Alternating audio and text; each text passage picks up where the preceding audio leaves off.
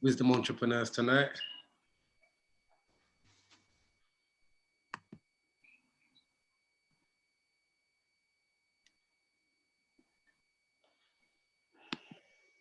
Hey, David. How you doing, buddy? We are live. Woohoo! Yay.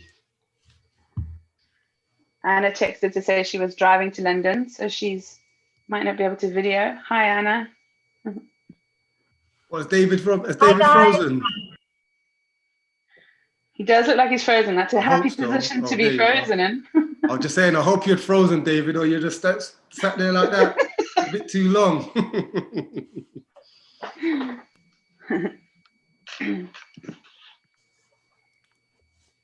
Do you want me to kickstart? How's your day been, Peter? Oh, Yeah, all good, mate. You? obviously Oh, not. I can't hear you. Can't hear you. Can't hear me. Can you hear me?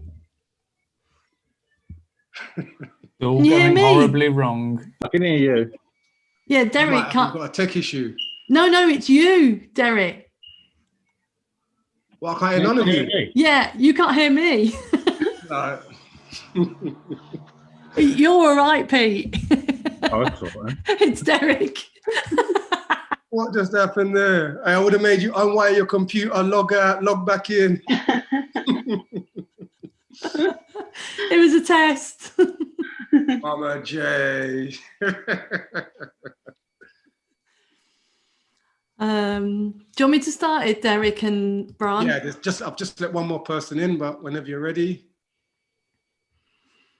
Okay, good evening, everybody. It is Monday, the 23rd of November, 2020, and this is Wisdom with Bron. We are recording and we are live on YouTube. So if you don't want to be on the recording, then you will need to turn your video off. And we will create a podcast out of this recording. So if you say something that you later, I feel like I'm reading out some sort of. It will be held against you. It will be held against you. Read out something that you later regret. It may be held in evidence against you. I've been going to prison too much. Anyway, so the beautiful Bron is our guest speaker tonight and is co-hosted by the gorgeous Derrick, and so I'll hand over to those to start the proceedings. Thank you very much. Hello, everybody. Yeah, thank you very much for having me again. It's always very fun and nerve-wracking. But it was on what's come to me in the last couple of days. So this morning, I had a text. Well, I saw on Facebook that Jacqueline had shared that I was doing tonight's call. And I was like, oh, that's interesting. I had it in my diary for next week. That's okay. Let me find out what's going on, just check. Don't want anybody to be upset that I'm taking their space. And then when we ironed it out, Jacqueline said like, oh, there's mind for you, isn't it? I don't know what prompted me to put it, but luckily I put it on Facebook and you saw it and everything. It's mind in action. And it was really funny that happened because over the weekend, something, so my car, like I drive around in my car and it's basically like a dumping ground. It was a bit embarrassing. I looked like a PPE, back of the car saleswoman for a couple of weeks, the stuff everywhere. So this weekend, Saturday, I decided, I've got a little bit of time while the kids are in dance and gymnastics. So I sorted it all out and I made it really organized and my car was really beautiful and not clean, but like tidy. And I could access the boot. And then on the way back from picking up my daughter, I did a little bit of not very good driving and rammed into a curb and gave myself a flat tire. So what there was two sort of, and then obviously I had my daughter, and she was screaming and crying because she gets a bit freaked out by things like that. But I managed to pull over, and I was quite happily going to change my tire because I know how to do that. But as it happened, a kind young man decided to stop, and he helped, and it was all very good and fine. But what I was reflecting on was that, first of all, wow, what made me clean my boot out for like the first time in forever? You know, that was just weird. And I didn't even think about it. It was like, okay, it just sort of happened really naturally. And then obviously when the actual incident of the tire happened, I managed to deal with it and get it sorted out. And both of those kind of made me think, oh, you know, that's really interesting. That's sort of something at play, you know. And in the moment, how I managed to deal with those situations, the you know, mainly dealing with the car. And then later on in the day, I was dealing with a really poorly patient, and it all sort of just happened. It wasn't a big deal. But when I texted a friend to say, oh, sorry, I didn't get back to you, this happened and this happened. Oh, what a stressful day. That must have been awful. And I was like, yeah, but it wasn't actually. You know, it just kind of flowed. And it got me thinking about this flow and about wisdom, and how I think I've held it in my head that wisdom's easy for me to hear when, or mind is easy for me to hear when, like, there's definitely no other option. So the one reason I really, like, the thing that made me realize wisdom is there no matter what, it's a bit of an extreme example, but when my brother died, when we got the phone call to say my brother had died, something in me just, you know, that day and the next sort of couple of weeks just happened. Like, and especially that first day, you know, that hour when you get that phone call and you're like, if somebody had asked me, what will you do if you get a phone call saying this, this, and this? I'd be like, go to pieces. I have no idea. But I didn't. Something in me, like everything just went really, really calm. And I think in my head, I've been like, I can see it in that sort of a situation where actually you've got to deal with what's in front of you. So you kind of just go through the motions because there isn't anything else. And I know that clarity. And that was the same thing with the tire. Like, you just go through the motions and deal with the situation. But what I've really struggled to see is the everyday stuff, like the kind of, is seeing that that's also wisdom at play. And the only time it feels hard is definitely when you let thinking come in the way. So I've been wondering for a while, like, well, if I know wisdom feels like this, why can't I get wisdom? Like Omar was saying last week with the gatekeeper, the key maker. You know, like, why can't I just let it go and wait for it to come through? And I was like, yeah, because it's almost like there's too much space that I'm then immediately filling up with thoughts. So it's not the helpful space. It's space because I don't have an answer, but I'm then immediately trying to get involved and offer the key maker cups of tea and stuff. Like, come on, come on, I've got my money here. I'm ready to pay you. So I don't know. I think that was just interesting, is to see that I'm like, I've been really resisting, you know, well, I can't see it here, but I can really see it in situations where there is no gap. There's no gap between what's happening and me responding. Like, that's easy for me to see. But the gap where I need to respond, I've found it harder, but all that's really happening is I'm filling it up with thoughts. So yeah, so that was kind of where I was coming from. And I read a thing in this amazing book, which, like, I know a few of you have written in. And I just wanted to read the quote and then open it up and see if anybody's got any thoughts. So this was by Palmer Mitchell's little story. And she's said a quote by Michael A. Singer. And there is nothing more important to true growth than realizing that you are not the voice of the mind. You are the one who hears it. And I just thought, oh, there we are. That was quite perfect. Nice, bro. Beautiful, man. That was beautiful. Do you know what I sort of got from that as well when you were speaking? it's sort of different, but it's the same, because it's the same. I see the same similarities in it. When I was away and I got this understanding, at the time, you couldn't tell me I wasn't in the most difficult, worst position that I could ever possibly be in life. And I was facing all these challenges and I was tackling them because I had the 3 principles and I was strong and I was everything else. But then I got let out. And then when I got let out, which was the goal from the beginning, to get out. But then when I got out, it seemed everything just got a bit worse. It was a bit more of a struggle. And when I really looked into the space, I saw, hold on, it's harder out here than it is when I was in there. I really had that sort of flip side view to say I had it easy when I was in there, because there's only a few things that can go on. You make a phone call, you get some stresses from outside. But if you don't make that phone call, there's no real stresses coming to you from outside, or no temptation, or there's not space, as you put it. That's how I've seen it now, a space. But then when I've come out now, there's been too much space. And I feel obligated, like I have to fill it with maybe what I used to fill it with, and fill it with old thinking. But it's like what you said, because like your option, you've got too many options, or the space is too big, you fill it with maybe unwanted stuff. But like you said, when you think you have got no options, all you can see is the wisdom. It's either that side or the wisdom. So you've got 2 choices.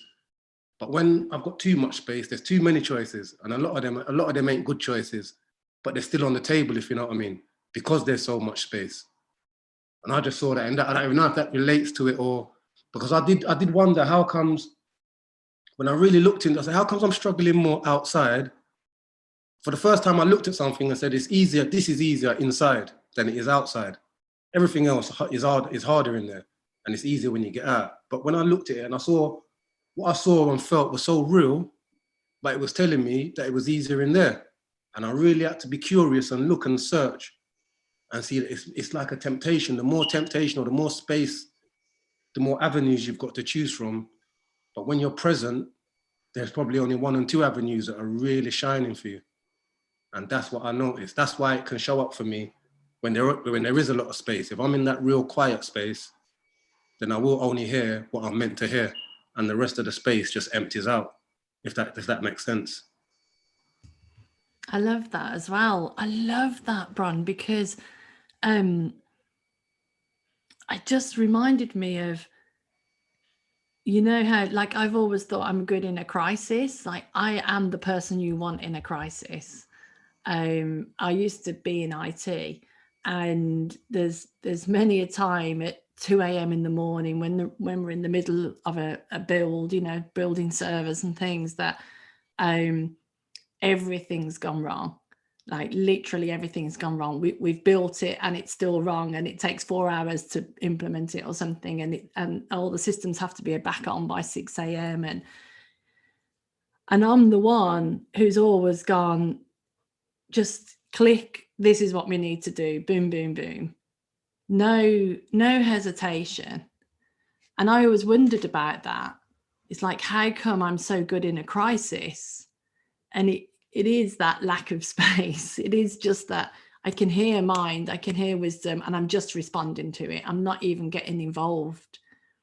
And that's what led me to that next bit, was that it's when I don't get involved in my personal thinking, I can hear wisdom more clearly. So the space, as you talked about it, is giving me more opportunity to get involved in my own opinions and personal thinking and spiral in that direction, instead of just hearing what is needed and doing that. Like, I've got way too many choices. It's like having too many choices, isn't it? It's like, oh, just give me I always say, just give me 3 choices. Derrick knows that. Just give me 3 choices, and then I'll choose that. Don't give me 20, because that's too much. I'll think myself out of a choice. Yeah. Oh, I so resonate with that. And it's funny, because as you were talking, when I first came over to this country, I remember going shopping in Tesco's, right? And like, I don't know, for bread or milk. And it was like, there's like 50 different types of bread to choose from. I was like, and my brother and I would go to the shop and we'd just be like, whoa. And we'd literally spend hours walking up, seeing all the choices. Because like, seriously, you just go, potatoes. you know, you just used to get potatoes in South Africa. Because now, and my husband, he's the worst, and it drives me mad because it's like he'll analyze everything, and I'm just like you say, Jacqueline. It's like we know what we need. Just go in and get it. Doesn't matter, you know. And I think it's really interesting to see thought. It's like thought is like a smorgasbord, isn't it? It's there, but when you know what you fancy and what your preference is, I know we've spoken about preferences, I think, before, perhaps here or somewhere else, that maybe it makes it easier to make that choice then. You don't have to get waylaid looking at all the options, or you know that's what you're doing. I think as well with that space, it's like silence, isn't it? We feel obligated to fill the silence. So when we see that space, it's like we feel obligated to fill it with something, or whatever's there must be what we need to see. But the trick of it is to just stay present and leave the space until something comes. And the first thing that comes might not be what you want. The second thing, but you just want to involve, you just want to inveigle in it, you just want to jump in. And like you said, just have a word with the gatekeeper and tell him, the key maker, and tell him this is what I really want. But just leave it, just leave the space. The space will be occupied with what it has to be occupied with, not what you want it to be occupied with. And I can't remember who we was talking about that with the other day, about when you go into a shop and if you know there's like a selection of free, you'll be in and out in 3 minutes. But when you got all this big selection, you're thinking about things you weren't even thinking about before you went in there. You've seen something, oh yeah, I thought shop. No, just leave it. Just go in for what you want. Or if it comes to you, that's what you want, then that's what you want. But yeah, sometimes the space just needs to be left alone. Space just needs to be left alone. Space is like silence, it's golden sometimes. So when you leave it alone, that golden egg will just drop into it. And when you see that golden egg, you know that that's your golden egg sort of thing. But yeah, I like exploring the idea of space and leaving the space and the options. Your options, because when your options are low, oh, go on, Mama J. I was just wondering if that is wisdom. Like if the space, the silence, the not anything coming forward yet is the wisdom. And so because we're not comfortable with, you know, like, I'm sure Kate won't mind me saying, but like she was talking earlier about, she's noticed how she fills the space with scrolling mindlessly on Facebook, you know, and stuff. And even if it's not Facebook, who doesn't do that? Oh, I've got 5 minutes, I'll just sit here and look at Twitter or Instagram or something.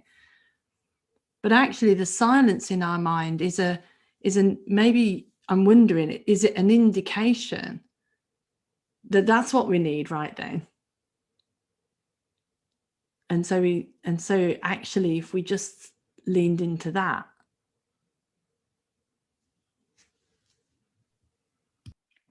I think trusting the space is and that quiet, you know, whatever that looks like, and knowing that that's a comfortable place to be, is something that most people don't recognize. They want to fill it up with stuff because they feel lost and alone, when actually, you know, as you've all said, that's where most of the magic happens. But also on the flip of that, our minds can be massively noisy and it's still there. So it doesn't matter whether it's noisy or quiet, or there's space or it's rammed. The wisdom's there. It's just, you know, it's just being able to identify it when it comes knocking. You know, I was speaking just at the back end of last week, middle of last week, to a guy that tried to take his life last week, and he was just going, well, my mind was, I was adamant this is what I wanted to do, and I was thankfully he was found before he carried it out, and he's in hospital at the moment, which is brilliant. But he said that he could see that he was angry that he'd been found, and that felt the most you know, overwhelming thing possible in his world at that moment. And then within a few seconds, he was absolutely grateful for it. But as we sort of talked around how his day had been, there were 2 or 3 quite clear moments where he'd made a choice to go down the quiet route and follow something that was going to help him. And then the noisy bit took over and dragged him back into, no, you've made a decision. This is the way we're going to go. And he can now see that that space was there, that little message was there. He just chose to ignore it. So it's like having all that bread. You can know what you want to go for and then get put off by it. Thankfully, with bread, it doesn't really matter that much. But there are other things in life where we don't tend to pick up on those choices. But it doesn't mean to say that they aren't there. And it can, as I said, that can come from silence, and that can come from massively noisy. And it doesn't really matter. It's just knowing that the right answer, the one that's going to keep you safe, is the quiet one. The one that's gently tapping you on the shoulder rather than the one shouting in your ear. And that's what this whole conversation is about. Is helping people see that space, see that quiet in whatever guise it shows up. Did you? That's beautiful, David. I'm going to answer to that, Dave. I'm going to answer that in a minute. Did you want to say something, Wendy? Do you want to add something? Yeah, it was just an observation about that, finding that quiet space. At school, kids get timeout cards. I don't know if any of you are familiar with those. They're given a timeout card. They can show it to the teacher, step out of the lesson, and it's, to cool down, whatever, if they need to. But quite a lot of people, I feel, see it as a negative thing. Oh, that person's got a timeout card. But, I see it as a good thing. There was a student I came across today sitting in a corridor. He's a year 11. And I know he's got issues, and he was sitting there. And, I spoke to him, and he said he was just taking some time out. And, I said to him, well, that's a really good thing, because he looked a bit stressed. I said, it just gives you time to quieten, get your head in the right place. But it's just in school, it's seen a lot as a negative thing, but it isn't, is it? It's them quietening it, and that's what he was doing. And I said to him, it's a great thing to do. Just quieten your thoughts, take your time, and let things settle. Yeah, it's just that observation that it can be seen as a negative thing, certainly in a school setting. Add something. Can you hear me? Yep, go on, mate. So I just wanted to add, there was something Bronwen said in the beginning, I can't really remember, but it was along the lines of, like, you use it when you really have to. And it kind of just reminded me of one of my mates, because I've been talking to him, and he's got the 3 principles, right? But he didn't learn it in the simple way that we kind of learn it. He kind of went India and went to the mountains, and they made them it's something like 14 days where you can't speak, and you're in a room by yourself, and it's not really, he didn't explain it really nice, so it's not like a 5-star hotel type thing. And he said after the 4th day, he wanted to run away. He really wanted to run away. He couldn't stand it no more. He wanted to run away. And it was only because he had no one to sit with but himself. So he kind of realized that, he said that he realized he didn't like himself because he had nothing else, no phone, no internet, nothing but himself. And for a while, he couldn't stand that. But he said after a while, you learn to just listen to yourself. And it's kind of what Bronwen said, because he had no choice to. He had no choice but to listen to himself. And that's kind of what I heard. But it's like, I feel like that method gives you no options of no outside world, no nothing. So you have no choice but to look into yourself, where we kind of get to a moment where we feel like there's no choice. So we look inside. And I just wanted to point that out because I think that's brilliant. So in a way, Omar, that's what I was pointing to as well when I said when I was away, your options are less, so you do more introspection sort of thing, or you do more looking into yourself. Then when you come out, there's more options, so you don't focus on it so much. Because I was struggling when I come out, and I didn't know why. I thought I'd done the hard bit, just come out of prison, now I'm free, everything should be all right. But I think it's because I had that little shift in consciousness as well. I kept on searching myself. I kept on searching and realizing that the space that was in front of me wasn't to be filled. It was just to be trusted. And like what you said, Dave, I had to, trust is a big thing. Because before my release, I was stressing about what work I'm going to have, what job I'm going to get. I got a criminal record. Will I be able to get a job? Will I just get sucked into the same old lifestyle? And I would just kill that by saying, okay, you've got this understanding. The understanding tells you that it will take care of itself. Don't make sense to stress over the future. And that would. But once I came out now, I still didn't know what to do past my next step. Didn't have no job lined up, but I was safe in the knowledge that I weren't going to do. I didn't have to do what I used to do before. And something turned up for me. Through my probation officer never turned up. One day, I had a standing probation officer. She gave me a leaflet.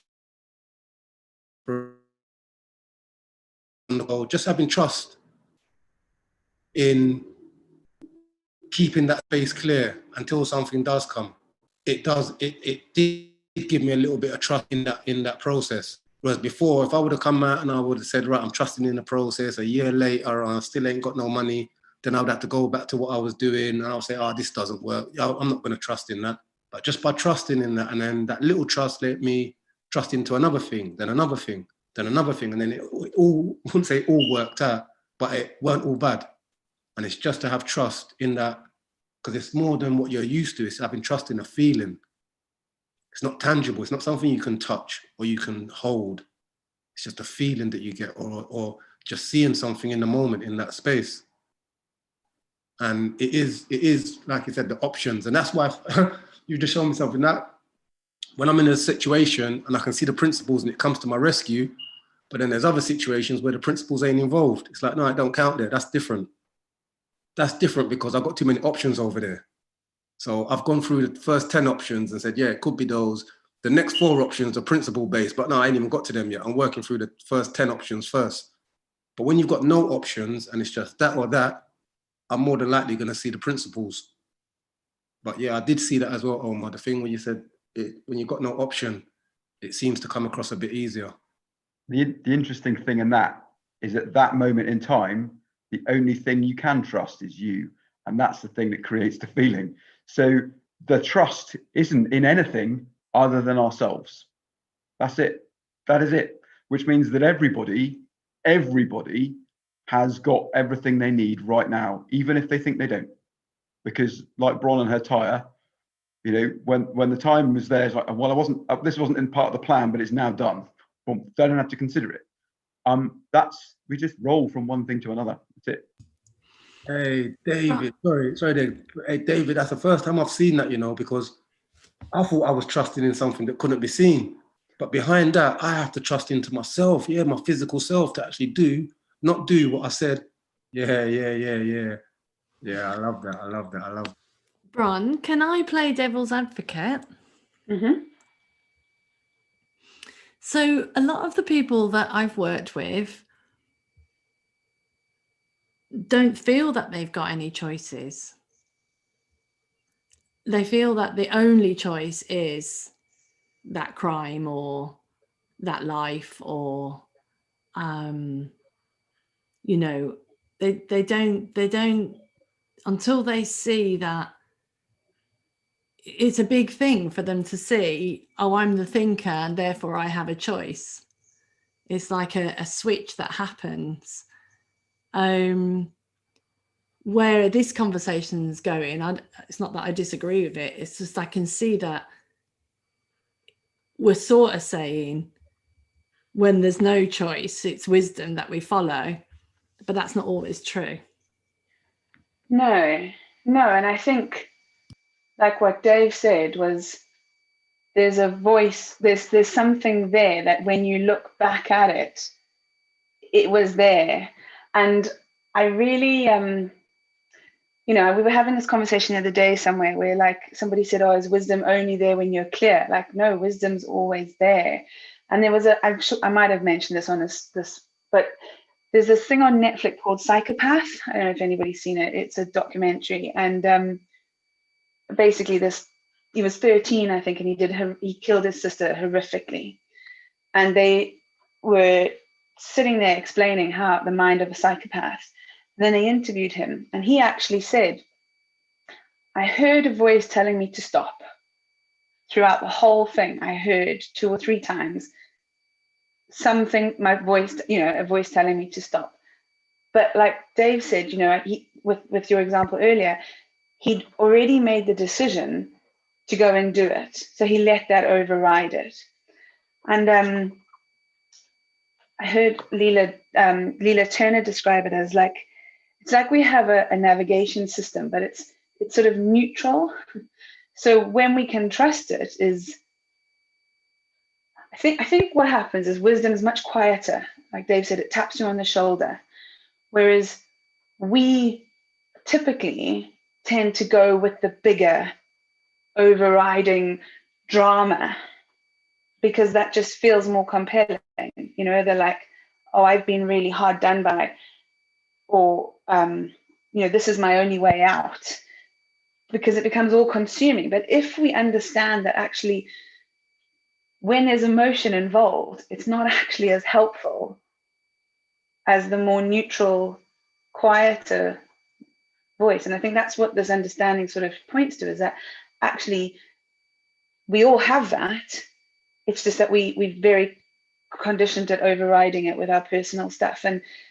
But knowing that it's there gives you more space and option to actually start being aware and listening for it. I don't know if that speaks to what you were saying, but like that's kind of how I see it. Yeah, it's beautiful. Thank you. That was, do you know how I can put that as well in an example what I've seen, or examples what I've seen? The same thing what you said about the car, you tidied up the car before you had the accident. Now I've been in situations where the thoughts come across my, not the same thing, but where my thoughts come across my mind, let me do this. And I say, oh no, I've got too much things to do, I'll do it later. And then the next day, same thing was happened to you. You've hit the curb, and just when you're about to start, you say, oh, I know I was going to tidy this up yesterday. Yeah. And that was that thought, that was the wisdom, but I didn't follow it. But that is not enough to make me say, right, next time, whenever I have a thought, I'm just going to follow it. But then throughout the history of my life, I can look back on loads of little incidents like that, judging from serious things to where I've been arrested and nearly got myself killed, to where another incident where it's just a flat tire, or it's just a scuffed wheel, or my trainers have got dirty. And I just said, oh, do you know what? I was just about to put on my brand new trainers, and something said, no, let me put on these old ones and go out quickly and come. And then some craziness has happened. I've got mud all over my tray. And then it's like, wow, do you see? But it's not strong enough to say, right, I'm going to do this all the time. It's only when we got like the mechanics of how that is an actual mechanical process. It's not fluke. That's what I used to put it down to. Oh, that was fluke. And when I do clear out the car, wow, I was lucky I cleared out the car yesterday. But when you sort of get the blueprint of the mechanics behind it, and it's all about you, this is all coming from you, and you just have to listen to that little light tap on your shoulder and weigh it up, because the tap on your shoulder might say jump off a cliff. You're gonna say, whoa, whoa, whoa, whoa, that's a bit too much for me today. But the tap on your shoulder might say, you know what, just step to the left. And you step to the left, and then that's what happens.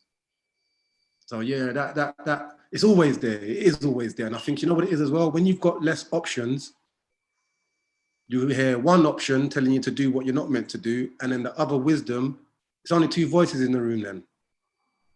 But when you've got much more things, much more, then you ain't gonna hear that. You ain't gonna hear that little voice. When you've got more options, the wisdom, but trust me, the wisdom is always there. That's where it's so useful to know that it comes with a feeling, isn't it? Because like the amount of times, I've got this issue with my daughter, but like I'll have this thought, I'll have this something that comes, she's hungry, give her food. I'll be like, oh no, it's dinner time, she can't have food, it'll ruin it. And then it all kicks off. You're like, but you knew you needed to give her food, and like actually that came with a much calmer feeling than this, like, because as soon as I start thinking, oh, we've got to wait, that comes with a panic anyway, because I'm like, I know it's going to go badly. But yeah, I think the feeling, that's where the feeling is so useful, to know that that's what it comes with. Bron, there's a question about quietening your mind when you're trying to sleep. Do you have any advice on that? I read it, and I have the same thing, and I think I don't know, because sometimes I think what I've noticed with that is the more I worry about it, the worse it gets. Yeah. And the more I can sort of be like, oh well, here we are again. The quicker I kind of seem to go, not even, I can't remember being awake that much longer afterwards, if that makes any sense. But yeah, what I've noticed is that my wisdom and clarity seem to come through for me at 3 o'clock in the morning. It's a bit of a pain because I very rarely get up and do something with it, but that's when it seems to be quieter. But yeah, I mean, I don't know. I suppose it's listening to whatever comes through, because it's easy to say, oh, well, this is where you could go down the route of sort of try this, try that, try listening to your breathing or whatever. But actually, in that moment, I think, again, it's sort of, right, this is what's going on.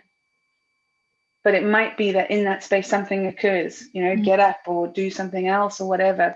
But it's just, I don't have any advice, but that's kind of what I've seen. Same for me. I've had and still have the same problem, if it's a problem.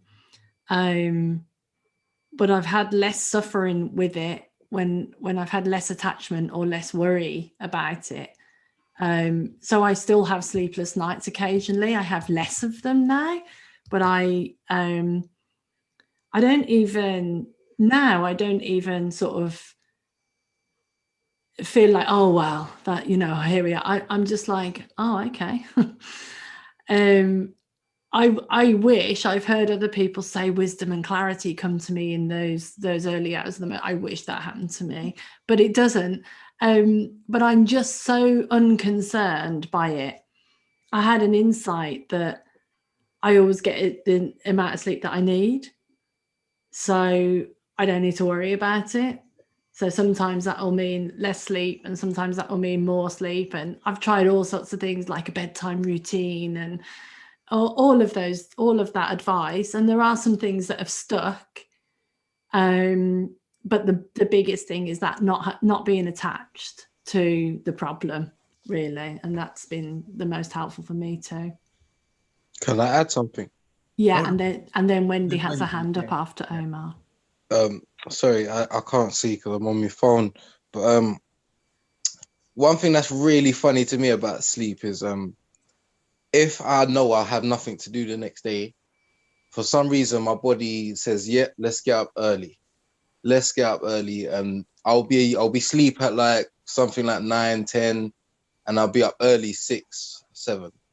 But if I got work or something to do, and it was normally with jobs that involve me going out in the cold, for some reason my body, it's like my body would know this. My whole body would download this information, and I wouldn't be able to sleep early, and I'll be up. And then the more I think about, I got work tomorrow, I need to be up, I'm only going to have this much hours, that means I'm not going to be functioning. And all of those thoughts combined, and then I just can't sleep. And then all of a sudden I would wake up, it'll be 7, 8, 9, and I'll be late for work, and it would just feel like a drag because I'll feel like I ain't had enough sleep for that day. And I kind of realize it actually is all in the mind, like crazy, but it's all in the mind. Because I'm still battling it myself. It's like, how can my body just be okay? Wait, we ain't got nothing to do tomorrow, but I'm all up early, I can sleep, I can do all that. But if I got work or something to do, my body kind of, it's like, well, not my body, sorry, my mind kind of, I don't know, I guess it's overthinking. I guess I overthink the fact that I have work. And that is just, it keeps my mind busy. we're so busy. But I think just the simpleness of nothing to do tomorrow, get up and go sleep whenever you want. For some reason, my mind is at ease with that. And I find that we just go sleep and wake up whenever we feel. But yeah, if I put pressure on it, I just don't get enough sleep. But I just wanted to add that. Sorry. But yeah, it's just simplicity, really. Simplicity. Beautiful. I love that. I love that, Omar. Because I've got to say, I've had the same thing, but only when you said it, I realized we do the same thing. Because I'll be like, all right, I've got work at whatever time tomorrow. I've got to get up for work at this time tomorrow. So I'm going to go to my bed at 11 o'clock. So I come 11:30 and I'm still up. It's like, oh, no, now I'm only going to get 6.5 hours sleep. Oh, God. Oh, now I'm only going to get 6. Oh, now I'm only going to get 5. Oh, man. When I'm trying to sleep, I can't go to sleep. Because I'm telling myself, oh, I'm going to be tired in the morning. Oh, this is messed up. And just stressing myself out more, getting to bed even later. Then lo and behold, when I wake up, what do I feel? Oh, I'm not up for this. I'm tired. Oh, first thing I remember is, oh, yeah, that was an hour's sleep. But it's the condition of your mind, because at weekends, I can go to bed at whatever time I want and wake up early in the morning, just like you said. It's crazy. It's all the mindset. It's crazy. Did you want to add something, Wendy? You had your hand up. Yeah, I actually yesterday just finished a sleep program that I did with a couple of psychiatrists. They invited me to take part in, so that was just over a few hours, which was interesting. And they gave me a one-to-one sort of coaching session at the start of it, as they did with the other people. So there was a lot to be learned from that. But the other thing is, I used to get stressed with things in life, you know, and serious things, you know, if I've got a family member critically ill, and you know, I might lose sleep for 4 nights, or you know, a family member, you know, being in a very bad headspace, and I might lose sleep for a few nights and be in that negative space and all that thinking. And it was something I read a few years ago, that I can worry about something for 4 days, this one thing, I can worry about it for 4 hours and come to the same conclusion. That helped me. The other thing was probably reading Eckhart Tolle's The Power of Now. And the one thing I got from that was about narrowing your thoughts right down. So having, you know, a thought and then adding to it a story, you know, and making a picture of it, was to narrow it right down, so that I can go to bed every single night and I get to sleep within a couple of minutes every single night. I used to be one of these people that would stay awake. So what I do is I just, instead of having thoughts of a situation, I just picture something in my head, really mundane. I'll tell you what I picture, and you might laugh. So I picture a white door and a white corridor, and in my head I'm just picturing it, and it's so mundane that I go off to sleep, because there's nothing I can add to that white door and that white corridor. I don't know if that makes sense or sounds weird, but I got that. That was my realization from reading his book. Now I do wake up sometimes, because I've got, you know, sometimes I've got a bit of arthritis, but I use the same thing to get me back to sleep. That's great, Wendy. And like, I think it's so lovely. It's such a great example. And I see Debbie's as well, listening and concentrating on a podcast, is that like what it's doing is, it's that distraction, isn't it? It's adding to a picture. It's not even a thought. It's, well, you think you're not thinking, but you are, and you're adding to it. Even if you just picture something, you might think, I don't know, I'm going to cook sausages for dinner tomorrow, and then that will trail off. It trails off. But having my mundane picture that works for me, God bless him, Eckhart Tolle, there's nothing I can add to a white door in a white corridor. And that's, you know, I tried it once, right, by pitching 2 tennis balls. One was a blue one and one was a red one. It was all the only picture I had in my head, and I could see the fabric on it and the line, and it worked with that. So it just works for me. It's a mundane picture, and there's nothing I can add to a very simple mundane picture. Yeah. Don't know if it worked for anybody else. Well, you know, you're not focusing on what you were racing your head around. Nothing I can add to the picture or the story. You know what? I could if I wanted to, I suppose, put people in the corridor, but I don't. I focus on it, and when you I just focus so much, my mind just drifts off, and I can get to sleep, like I say, really fast. Whereas I used to be one of these people that lie there for a long, long time until you're almost nearly awake. But the key for what you just said there, Wendy, which was beautiful, is that came to you as an insight. It did, from reading his book, and that was before I knew about this understanding. Yeah, because insight existed. Because we've always had, we've always had it. Yeah. But that's what I mean, is that we can talk about what works for us, but why that really works for you is because it came as a realization, and everyone has to have that for themselves. Yeah. But the sleep study I did, I thought the sleep study, there's nothing I can learn, but I did learn things from it as well. So that was interesting as well.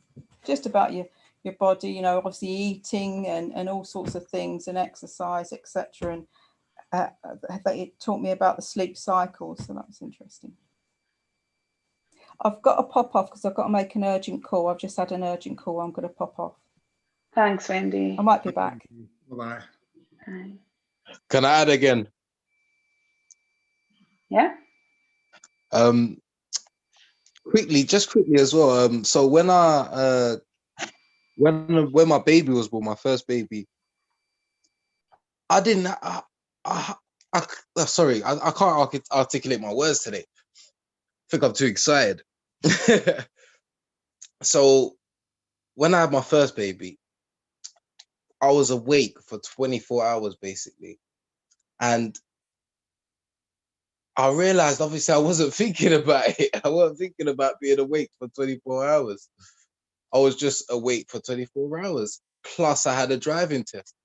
Oh yeah, let me do that. Just done it. Oh yeah, I passed that. I realized I didn't have no thinking about I need some sleep. I need to go sleep. I ain't had no sleep. It's like, I realized once we have that first initial thought, I ain't had no sleep, everything else comes off that. And then we start feeling all the feelings and feeling sorry for ourselves. Oh yeah, I had no sleep. I only had this how long and this that. And that's what we kind of do to ourselves. But once I wasn't thinking about it, I was just functioning. I was just, obviously at the end of that, I crashed, but I was just functioning once I weren't thinking about it. I just wanted to add that, sorry. I love that, Omar, because I think what came through earlier as well is that we do this every day, all day, and we don't realize how we just get on with the next thing. And then, like somebody said earlier, and I loved it about, I used to ignore my wisdom because I thought I was wrong and everyone else was right. And yet we're going through our days, living them as perfectly as we need to live them. And that's coming from wisdom, but we kind of just discredit that. So yeah, thanks, Omar. Bron, do you want to open it up to the to the other people? It's nice to see you, Alfie. Oh, it's nice to be here. It's interesting. I was listening to last week's recording about Omar talking about the key maker again, and it's just like expanding for me as well. And I sort of saw myself like this cartoon that's been like dragging this sack of old keys around with me. And when I hit a gate, it's like I start, getting every key out of the bag and trying to like fit it in the gate until eventually I exhaust myself and sort of flop back, with sweat coming off me. And I just saw, listening to you now, Bron, that I was thinking I was carrying around something like old wisdom, but actually it's also like just bags of thoughts that just are never gonna, it's like I'm trying to fill the space by dragging all these old keys out of the bag instead of just, waiting because the key maker's on it with a new key for this situation. And yeah, such a good image. I have to jump in there. I'm so sorry, Bron. That is amazing. I got such a brilliant visual of rummaging around with these old rusty keys and trying to find the right one. And he's just sort of the key maker, who's gender neutral, is just standing there with this brand new spanking fantastically perfectly oiled key, and I'm going, where is it? Shiny. Yeah. Well said. Very well said, Alfie. Very well said.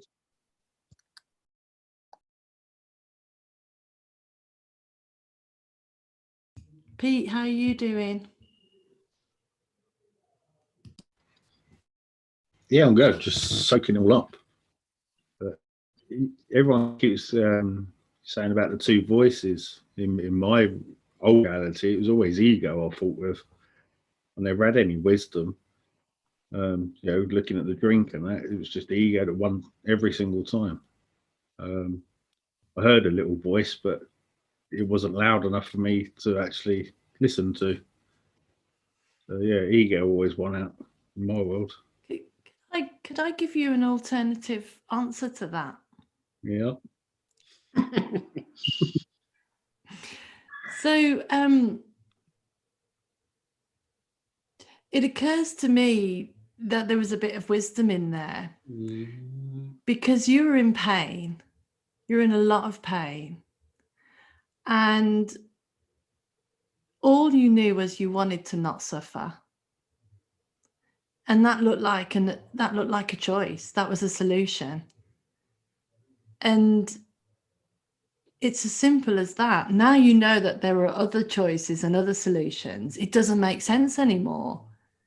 But the innocence in that is that was wisdom. Saying, I'm suffering and I want to not suffer anymore. What shall I do? What, so you think it was the wisdom that was making me drink as well as then? No, I don't think it's the wisdom that's making you drink. I think it's the wisdom that's saying you can't keep suffering like this. Yeah, because I kept hearing that voice the whole time. Yeah, and then you didn't know what else to do. No. So that was a very innocent solution, rather than thinking about it negatively like it's ego. And you're free to think about it however you wish, of course, but I can see the innocence in that. Yeah, I must admit, I've never really. I always thought it was just ego and not wisdom, because if I was wise, and I would have drank and done everything I did. But it was just the voices in my head. Yeah, hence the suicide. Yeah, exactly. Same. It's the voices. It just wow. Just couldn't hear or see anything else. So you hear you see films sometimes with mental institutes and stuff, and you see people say, "Oh, it was the voice." It literally was like that, but it was unbearable, absolutely unbearable. So thankfully, I've got this understanding, so I don't get that anymore. Yeah. Well, if you did get it, you wouldn't be so afraid of it now. No, definitely not. No, definitely not. And do you know what we were saying before? Like, even your ego is like a false way, or a fool's way of protecting yourself. And wisdom is like I said before, what was it? Ego's got blinkers on. So when ego's faced with a problem, ego just goes to the first thing it can see, whether it's good for you or not. That's just how we're going to get out of this feeling. We don't like this feeling. How are we going to get out of it? How are we going to feel better? Right, let's do this to feel better. Let's do that to feel better. And ego hasn't looked at the bigger picture. Whereas wisdom's looking at the bigger picture and saying, no, if you do that, that can happen. Do you know what? Let's go over to this side and we can do this. This will be generally better for us. So there's always that playing off. And then once ego knows your wisdom's got control, got it under control, ego just lets go. It just falls away. Because it bows to the bigger power, which is the wisdom. But if wisdom looks like it's slipping and it's not up to the task, your ego will kick in straight away. And because we're more used to the ego side of it, we feel that's more real than the wisdom side of it. But in actual fact, they're all two voices. Well, they're all two thinkings in our head that it's just a matter of which way what space we occupy. Because if you're occupying a certain space, the ego will tell you to do something and you feel that's right. But if you're occupying, like Omar said, a total different space, when that ego talks to you, you'll be like, I don't listen to that. That's crazy what you're telling me to do. I'm waiting. And when you wait, you see the wisdom come in and be, that's what I was meant to do. But at the same time, it is just a self-protection mechanism. But it hasn't got the long-term interest at heart. It's got the quick fix. How do we get out of this now? But wisdom says, no, we don't do that. We look for the long term and what is good for us generally with love at the basis of it. Ego's more of a love at the basis for the now, for you right now, if that even makes sense. Yeah, I love that, Derrick, because that's what I realise now. My ego, which is the one I've always blamed for the drink, was only trying to protect me, because it sensed, he's feeling that low state. I know what he needs now, because this is what he always does. So the ego was just helping me, thinking it was helping me. As I say, it's not until I had this understanding I really started listening to wisdom. I didn't know I had wisdom at all. Most people don't, I suppose. But as I didn't see it was a rose here, but I've always said, it's like the angel and the devil on the shoulder. And they were constantly at each other's throat. They're arguing inside my head, and I'm like the spare wheel. And I'm like, you two just quit it, and that's where it just got too much. And I was like, I've had enough of this. No, I love that. Love that. Because it's the same as buying into that argument of the duality, good and evil. When there is only one, there is good, but then a version of good can be a lower version of good, which some people might call bad, or some people might not like it, because I don't like to say good and bad anymore. I just say like and dislike, because what I might like might be bad for you, or you don't like, which you would call bad. But to me, it's what I like. So then, it comes down to there's only one. And when you know there's only one, then even that, your ego must come out of your wisdom then. It must be a part out of that was, like I said, just self-serving for the now. Whereas wisdom's got a longer agenda. And it's always there for you. And it's like what Dave said as well. Everything what you've done, everything with wisdom taught to you and your ego taught to you, it's having trust in you. Don't forget all this behind. It's you have to have trust in you. And I've just seen that now. And I'm going to work on that tonight and for the next few days, Dave, because that has proper opened my eyes. And I've seen that. So everything what we do, no matter, it's all this thing going on here. The last call lies with me and what I do with this and how I move forward in the action. So I've got to have faith in that last movement as well as the wisdom, because wisdom can talk to me all day. If I'm not seeing it as wisdom, then I'm not going to take that route. And if that's down to me as the individual, that's down to Derrick. Well, yeah. I just wanted to say, for me, my ego was always with my ego, I was building comfortability zones. So I realized that my ego would take me to where we thought we was comfortable. So that learned behavior was always installed in me, and I thought that was the way forward. Only until I got the realization that ego existed, because before I knew the ego existed, that's the reason why I see it's wisdom, because my ego always protected me, even though it kind of got me in trouble as well. But my ego always protected me in certain things, and how I would protect myself, and it would show up as self-love. But my ego always protected me, and it was my comfortability zone. And I realized that trusting my wisdom was just trusting my uncomfortability zone. And every time I did trust my wisdom, it kind of came through for me, but my ego always took me back to that comfortability zone. But I never realized what it was until I got the understanding. Yeah, it's perfect, Wilson. Shall we who else wants to share something? Claire, how are you doing? It's really nice to see you. And your cat. Very cute. Oh, it's great to join you all, because I've been a closet fan for ages, but I'm never home from work in time to sort of catch it live, but I am tonight. So it's really nice to be part of the conversation.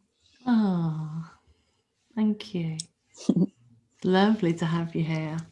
Yeah,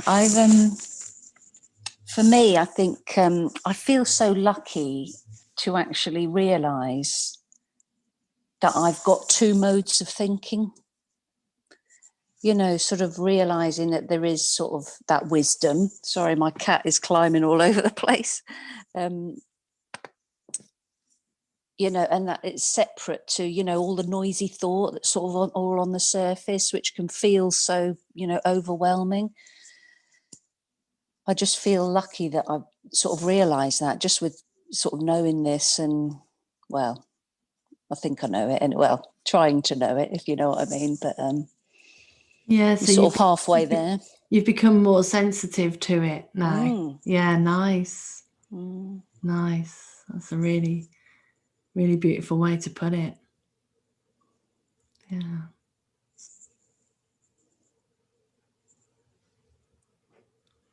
Leslie, how are you doing?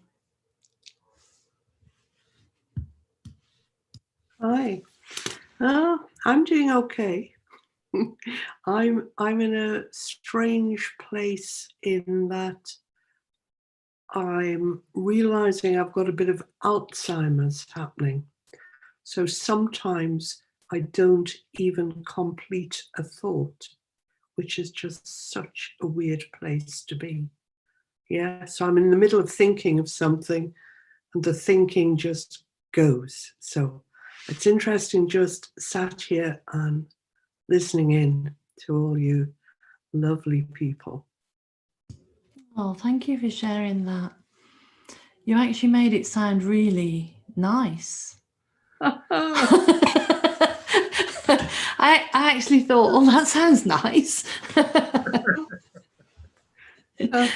It's beautiful the way you put that, Leslie. It's really nice to have you with us. Thank you. It's really lovely to be here. It's great to be here with all you lovely people. Thank you.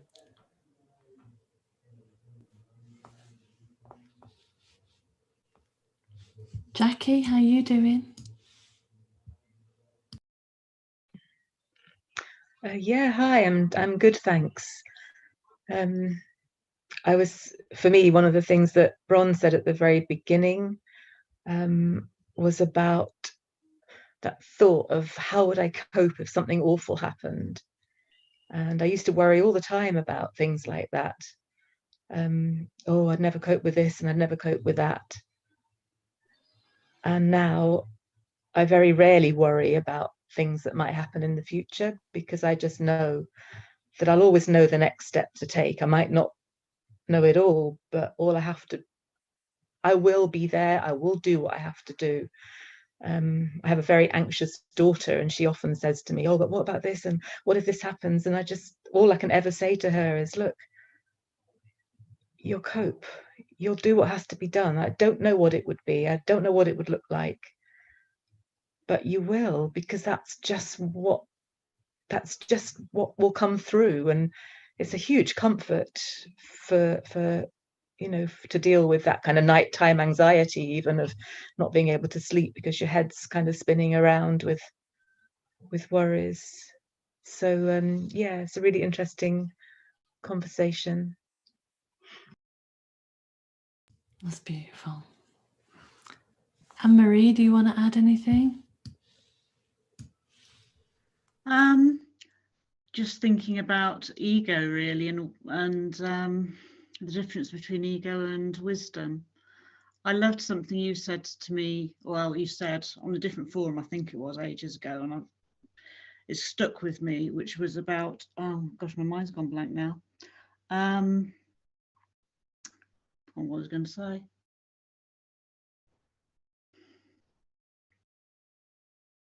Oh yes, about never make a decision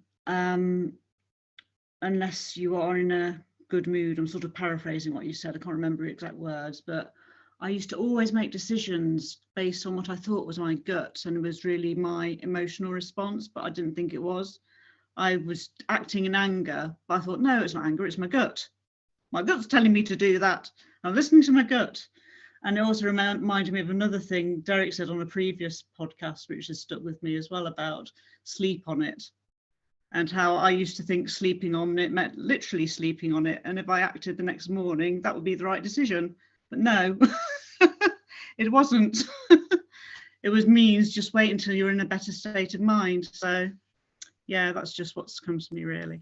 That's really, really good, really helpful as well, because it's it reminds me of how innocently sometimes we hear things and take them literally and act on that.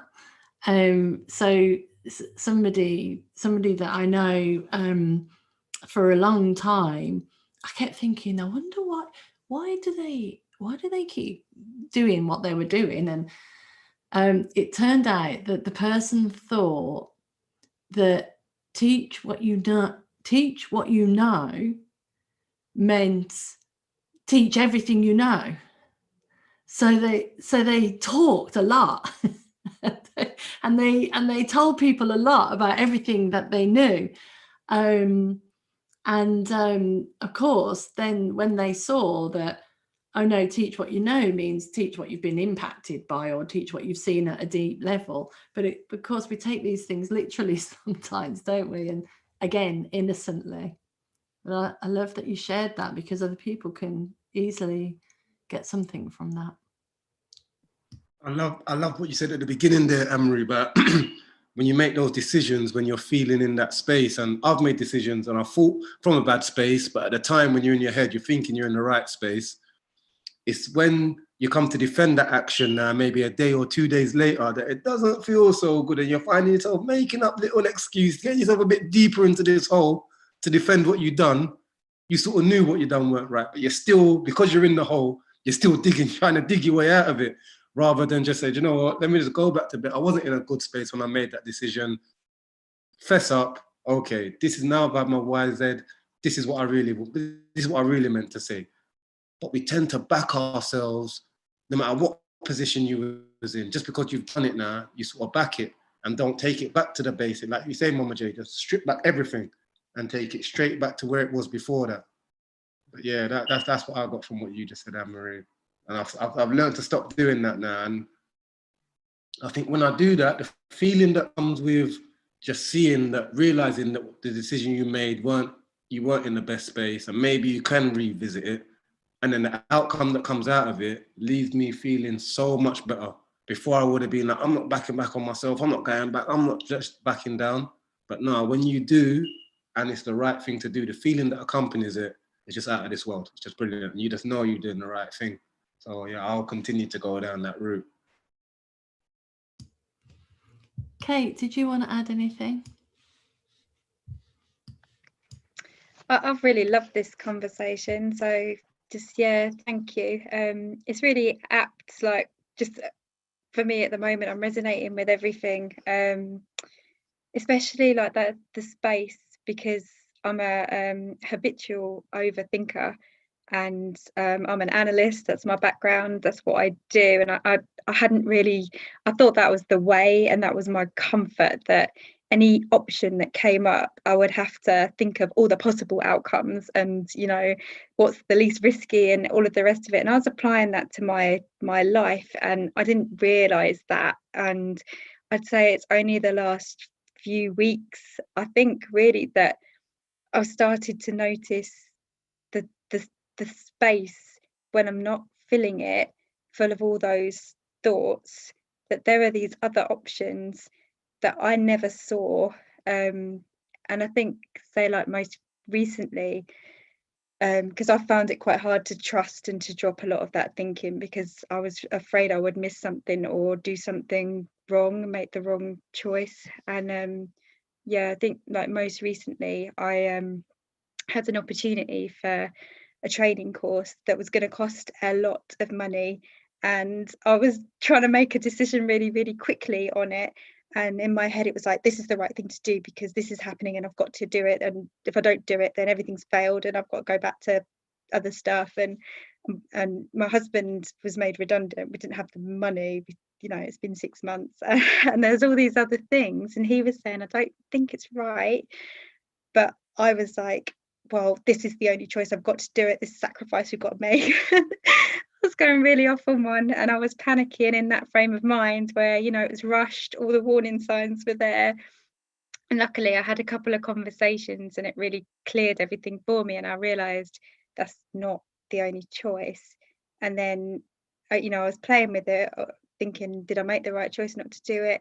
And then another opportunity just came along out of the blue by pure chance and kindness as well. Someone had won a course and they didn't need it, and it was kind of free of charge, and it was perfect. It was kind of a thing looking at working with children, which is exactly what I wanted to do, so it's more perfect for me. But I would never have known that had I not been sort of talking about I'm not doing this course and wondering if it's the right thing to do.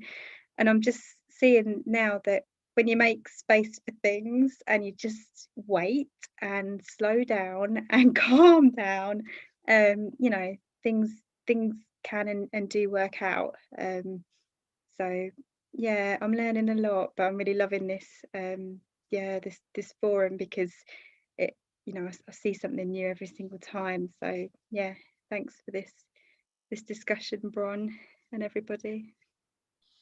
Yeah, that was beautiful, Kate. I love that. And something you put in the group in your message hit me, and it was one that you gave about 3 examples, but the one that you get about the Facebook but you said taking a picture is taking you away from enjoying what is actually got. And picture, people think, yeah, let me capture this moment, but you're actually taking away from the moment in the now, in that space. And that hit me as like, wow, you can't do that with a picture. No, a picture is the right thing. You're capturing the moment, but no, throw that away. I just want to be in the moment. I'm missing something, but I'm looking, let me take a picture of, yeah. And that hit me as like, wow, yeah. Every moment is precious. I don't even always want to stop and take the picture. I feel a compelling thing that I have to take this picture now. I'm going to lose a great opportunity to have a beautiful frame picture or something. And I'm, I'm not experiencing that moment. I've got a picture, it's much better to drop it. And yeah, losing my phone temporarily this weekend just gave me a beautiful, wonderful, freeing feeling. Yeah. Thanks, Kate. Traditionally, Bron, we don't ask the people with their cameras off to speak in case they're in an uncompromising situation. But is there anything that you'd like to say to wrap us up? No, I just really grateful. And while we've been talking, I've had an insight myself where I've noticed that actually I think what I've been doing is going at war with my ego. Don't like it, don't want it, let's go with. Whereas actually I feel like putting my arm around it and saying, come on, let's work at this together, because give we are it a the same coach. thing. Yeah, give it a coach. Come on, you're just getting a bit lost there. Okay, let's do this together. I love that. That's amazing. Let's all give our egos a coach. Bless. So thank you very much. It's been lovely. Thank you very much. Thank you, everybody. Everybody who joined us, thank you very much. Everybody on YouTube, thank you very much. And all the people who'll be watching later, thank you very much. See you next week. Bye. Bye, everybody. Bye, Dave. Alfie. Thank you. Wendy. Bye, everyone. Claire. Anthony. Bye, Leslie. Anne-Marie. Peter. Bron. Big heart for Bron. Come on, Bron. It's a more morning, Mama.